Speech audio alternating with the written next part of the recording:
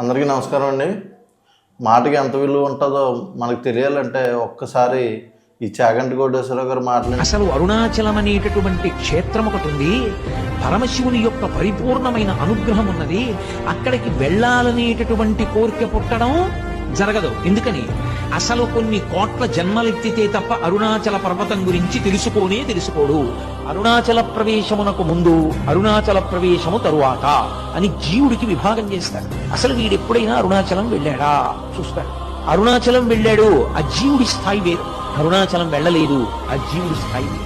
ఆ మాటలు విని ప్రేరణ పొంది అరుణాచలానికి వెళ్ళటం మనం చూడటం జరుగుతుంది. ముఖ్యంగా మన తెలుగు ప్రజలు చాలా ఎక్కువగా వెళ్ళటం జరుగుతుంది, ఇంకా పెరుగుతుంది కూడా.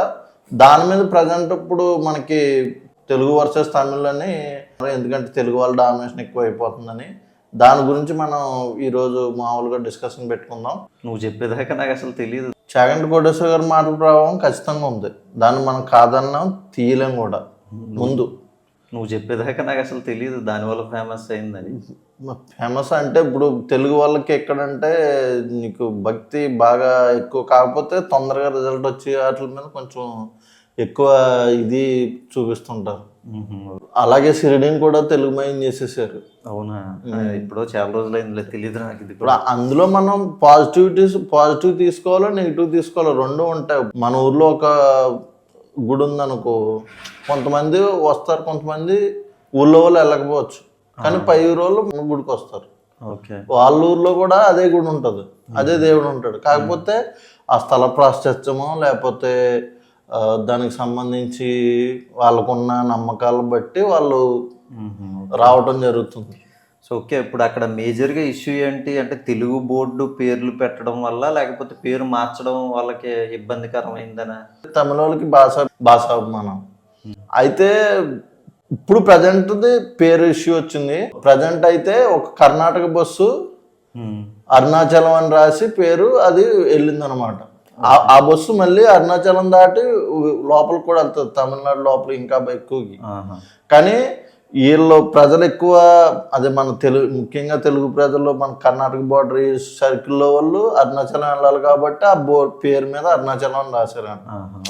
అయితే అది తమిళ భక్తులు, తమిళ వాళ్ళు ఎవరో ఫోటో తీసి ఇది మా ఊరి పేరుని మార్చేస్తున్నారు, మా ఐడెంటిటీని మార్చేస్తున్నారు అని చెప్పి సోషల్ మీడియాలో పోస్ట్ చేయడం జరిగింది. దాంతో ఆల్రెడీ ఉన్న ఇష్యూ ఉంది కదా నేను చెప్పింది, దాని గురించి కూడా వీళ్ళు కొంచెం ఎక్కువ ఇది చేస్తున్నారు అన్నమాట. పేరు మార్చకూడదు, మాది అలాగే ఉంచాలి అని చెప్పి ఇది ప్రజెంట్ సీఎం దాకా వెళ్ళింది. ఓకే, ఇప్పుడు తమిళ వాళ్ళ వైపు నుంచి కూడా ఆలోచిద్దాం. వాళ్ళది భాషాభిమానం కాబట్టి వాళ్ళని మనం కాదన్నాం. అంతకుముందు అదే 5 months బ్యాక్ చెప్పే కదా, అప్పుడేమో రియల్ ఎస్టేట్ గురించి జరుగుతుంది అనమాట. ఎక్కడ? గుడి సరౌండింగ్స్ లో, గుడి ఆ ప్రాంతంలో గట్ట. మన తెలుగు వాళ్ళు ఎక్కువైపోయింది. మన తెలుగు వాళ్ళు మహా డేంజరస్.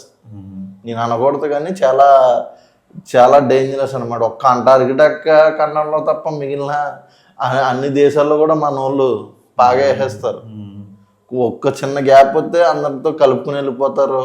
మన వాళ్ళు కొంచెం కలివిడి ఎక్కువ ఉంటుంది కదా, అలా. అక్కడ ఏమైందంటే మన తెలుగు ప్రజల్లో కమ్యూనిటీ వైజ్ కానీ ఒక గ్రూప్ ఆఫ్ పీపుల్ కానీ గ్యాదర్ అయ్యి సమ్ ల్యాండ్లు కొనటం, అక్కడ ఒక సత్రాలు లాంటివి కట్టడం, అవి చేస్తున్నారు. ఇవి ఒక type of real estate Telugu వాళ్ళు డామినేషన్ చేస్తుంది.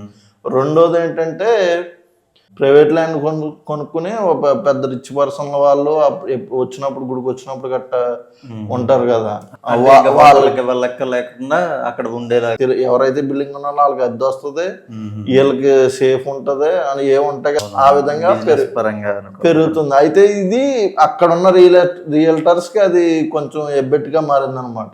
సో రియల్ ఎస్టేట్ కూడా కాంపిటీషన్ లోకల్ మా తెలుగు వాళ్ళు డామినేట్ చేసేస్తున్నారని అది ఇష్యూ జరుగుతుంది 5 నెలల నుంచి. నేను అబ్జర్వ్ చేసింది ఏంటంటే వీళ్ళు తమిళనాడు తెలియదు కానీ మన వాళ్ళకి జనరల్గా భక్తి అంటే కొంచెం ఎక్కువ, లేదంటే ఈ పుణ్యక్షేత్రాలు ఎక్కువ దర్శిస్తారు అనుకుంటా. లాస్ట్ టైం ప్రయాగరాజ్ వెళ్ళినప్పుడు కూడా అక్కడ చాలా బోర్డులు తెలుగులో ఉండడం ఏంటి, ప్రత్యేకించి మనం తినే ఫుడ్స్ అవన్నీ అవైలబిలిటీ ఉండడం, ప్రయాగరాజ్ అనే కాదు ఇంకా వేరే ప్లేసెస్లో కూడా చూశాను. పుణ్యక్షేత్రాలకు వెళ్తాం చేయడం జరుగుతుంది కదా. అంటే ఒకరికి అంటుకుంటే అది అందరికీ అంటించే వ్యక్తులు మన తెలుగు వాళ్ళు. సేమ్ అది భక్తిలో కూడా జరుగుతాయి. వేరే వేరే విషయాలు మనం చెప్పక్కర్లేదు, తెలుసు అందరికీ. భక్తి కూడా అలాగా స్ప్రెడ్ అవుతుంటుంది అనమాట. ఇప్పుడు దైవశక్తి అదే మనం నమ్మిన నమ్మకపోయినా ఉంటది కాబట్టి ఓ ఫ్యామిలీ పర్సన్ కానీ ఒక ఫ్రెండ్ కానీ వెళ్తే తర్వాత వాళ్ళకి ఏమన్నా ఒక మంచి జరిగిందంటే అది 10 మందికి స్ప్రెడ్ అవుతుంది. వాళ్ళు ఏదో మంచిని ఆశిస్తే వెళ్తారు, ఆ మంచి జరిగినా జరగకపోయినా వెళ్ళాలంతే. అదొక రీజన్. ఇక భాష బోర్డులు విషయానికి వస్తే మన తిరుపతిలో కూడా 4 భాషలు ఉంటాయి కదా, తెలుగు, తమిళం, కన్నడ, హిందీ, ఇంగ్లీషు అన్నీ ఉంటాయి. కానీ ఇక్కడ భాష కాదు కదా, బోర్డే మార్చేస్తున్నారు, ఊరి పేరే మార్చేస్తున్నారు అంటున్నారు కదా, అది కదా సమస్య. ఊరి పేరు మార్చంటే వాళ్ళు కూడా కొన్ని బోర్డులు అరుణాచలం రోడ్డు అని పెట్టారు. ఎక్కువ మంది ఆ ఒకే ప్రాంతం వాళ్ళు వస్తున్నారంటే ఆ భాష, ఆ పేరు కానీ అది కానీ గుర్తించడానికి అది చేయడం అదొక అవసరం, తప్పదు. దాన్ని తమిళ వాళ్ళు భాషా ప్రేమికులు కాబట్టి దాన్ని కొంచెం జీర్ణించుకోలేకపోతున్నారు అన్నమాట. ఓకే, నువ్వు ఇలా అంటే ఇంత రాద్ధాంతం చేసే బదులు, అంటే కామన్ సెన్స్తో చెప్తున్నా, అది కరెక్ట్ సొల్యూషన్ కాదో, తిరువన్నామలై అని తమిళ్లో పెట్టేసి ఆ బస్సు బోర్డుల మీదే నిజంగా వీళ్ళు చేయాలనుకుంటే కింద అరుణాచలం అని పెట్టచ్చు కదా తెలుగులో. బస్సుకి ఇంకొక లైన్ యాడ్ చేయమంటున్నా, తమిళ్లో తిరువన్నామలై అని ఉంటుంది తమిళ లిపిలో, ఓకే, దాని కింద అరుణాచలం అని చెప్పి తెలుగులో ఉంటుంది, అయిపోయింది. మనం అక్కడ అర్థం చేసుకోవాల్సింది ఏంటంటే వాళ్ళ బస్సులు ఎలాగా తమిళ్లోనే రాసి ఉంటాయి, ఇంగ్లీష్లో కూడా రాయరు వాళ్ళు. ప్రాబ్లం అంతా ఎక్కడ వచ్చింది బయట నుంచి. ఇప్పుడు అది కూడా ఏపీ బస్సు కాదు, కర్ణాటక బస్సు ఇంగ్లీష్లో అరుణాచలం అని రాసి ఉంది. అంటే ఇప్పుడు నువ్వు చెప్పిన సొల్యూషన్కి వాళ్ళకి ముందు అరుణాచలం అని రాయాలి. ఇప్పుడు అన్ని ఇప్పుడు కర్ణాటక నుంచి వచ్చిందంటే ఏదో మేనేజ్, మహారాష్ట్ర నుంచి వచ్చింది, లేకపోతే వేరే ఏరియా నుంచి వచ్చినప్పుడు ఎలాగా కంక్లూడ్ చేస్తుందని. యాక్చువల్గా అది ఆ పేరు ఎందుకు పెడతారో, మనకు అరుణాచలంలో తొందరగా ఎక్కుతారు, మనకి ఎక్కువ క్రౌడ్ అవుతుంది. ఇప్పుడు ఈ మధ్యన గుర్తొచ్చింది నాకు అలా అంటే, రీసెంట్ గా వాడపల్లి మన దగ్గరలో అది కూడా అలాగే ఉండేది కాదు.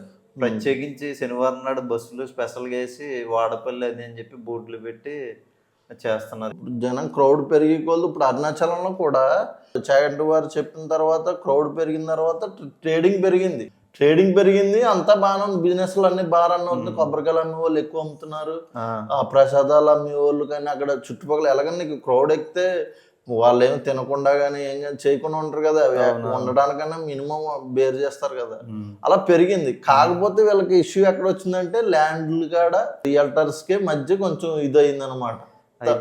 తెలుగు వాళ్ళు డామినేట్ చేసేస్తున్నారు.